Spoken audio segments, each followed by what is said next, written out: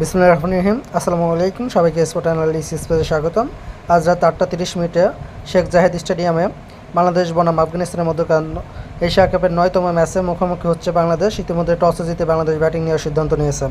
So আফগানিস্তানের বিপক্ষে টসে জিতে ব্যাটিং নিয়ে যে দুঃসাহস বাংলাদেশ দেখিয়েছে, সেটা যদি ভালোর জন্য হয় তাহলে ভালোর দিকের জন্য যদি ব্যাটিংয়ে যদি সফল হয় বাংলাদেশ, তাহলে ইনশাল্লাহ বাংলাদেশ জিততে পারবে এই ম্যাচটি।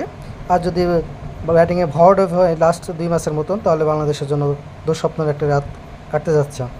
সো বাংলাদেশের ভক্ত হিসেবে আমাদের চাওয়া থাকবে বাংলাদেশ অবশ্যই ম্যাচটি জয়লাভ করবে, যে কোনো মূল্যে, যে কোনো পরিস্থিতিতে।